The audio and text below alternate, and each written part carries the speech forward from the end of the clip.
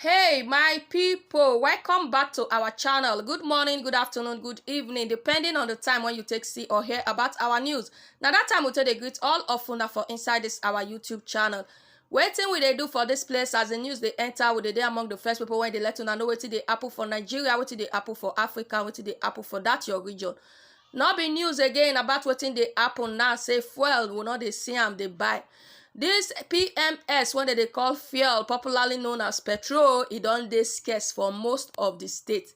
My brother, my sister, we come dey do analysis. Abeg, before I go on, if you just dey join us for the first time, touch on the subscribe button, hit on the notification bell when you do these two things. That's how you go to get news gbas for inside this place as we take dey drop am. If you're already a subscriber, thank you. May God bless you. Just keep sharing our video. Make you still dey like wetin we dey do for inside this our YouTube channel. Now, marketers don come out now come say petrol may hit 800 naira per litre on subsidy removal. They say immediately government remove subsidy for inside this petrol matter. E say na 800 naira we go dey buy 1 litre of petrol. My brother, my sister, we don take our faith say this country Nigeria the way e dey, anyhow we see life we go take am. As far as those people wey don fit japa comot for this country, anyhow you see the matter, you go take am as e take dey play. For the fact say them when they on top they fit buy the petrol, we too will go buy am. E no get as e be.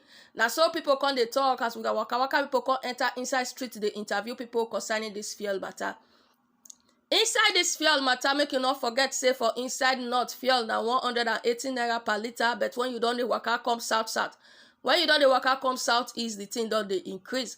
We can't go do our own findings, can't go make our own findings because they say inside Abuja that they still dey sell fuel 180 naira. Inside Kano, Katsina, that they still dey sell fuel 180 naira. But when you don dey waka, they move, they come inside south, they come to the southeastern region, Enugu, Abia, na so we dey see say fuel that they sell fuel 300 naira per litre, 350 naira per litre, 280, 300 naira per litre. If e ship well na 280 naira for the south, na so we take make our own analysis and our own statistics. We come dey look am for inside this country, say no wonder the people of Biafra they cry say one Nigeria they no want say, because inside the country now not be one Nigeria again. Say the way that they do the thing come dey favor the northerners.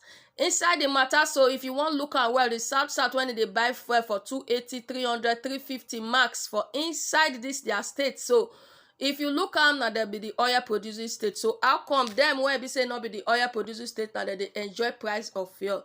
They don't they complain, everybody they say wetin dey happen, wetin dey sup inside this country. Now our waka people they come still go they interview all those people where they on top of the NNPC. NNPC now be the people where be say they be like saying that they produce fuel and that they feel make sure say the fuel or the oil when they ground they feel bring them they turn out to fuel for us make we they use.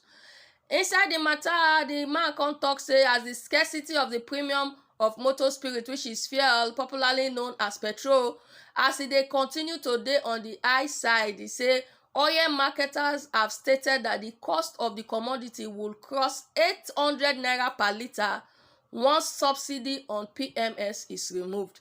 So now so people come they pray, they cry say make they not remove the subsidy. Say because if they remove our subsidy, now that's small thing when you dey fit benefit as ordinary Nigeria.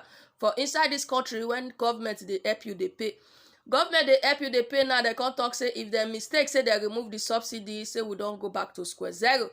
Industry operators they can't talk and say the high cost of subsidy on petrol was a burden on the Nigerian National Petroleum Company, which is NNPC, and was contributory to the prolonged crisis in the downstream oil sector. NNPC is the sole importer of petrol into Nigeria. You know, say na NNPC now they bring the petrol, they come inside the country. They don't talk and now say them they liaise with government, say they help the commoners. The commoners now so they say they don't care any amount when they see the petrol, they go bear because they don't see say that their faith for inside this our country when they call Nigeria. Make you not forget say for that area where you dey, everybody they cry for this scarcity of fuel. They cry for the scarcity of fuel. Some place if you get your money to buy them, you know go see them.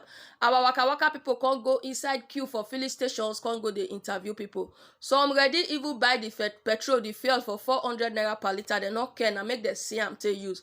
Sake of say this period now, everywhere they hot, they know they see light, eat everywhere. Children know they feel sleep for night. Adults too know they feel sleep for night. Sake of say light, NEPA, PEDC, PHCN or how they call am, we no know how they call am for that your area, but we don look am say NEPA now dem no dey even give people light, not to talk of say we dey even see am for 2 or 3 hours. For this matter now, so people come look and say okay, as we no dey see light, even if we see the petrol for 400 naira, we ready buy am per litre.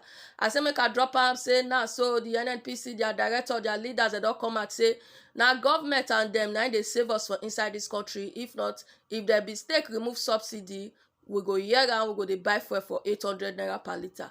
Commoners dem come say if rich people go fit buy am 800, say dem too go fit buy am 800. Na the country wey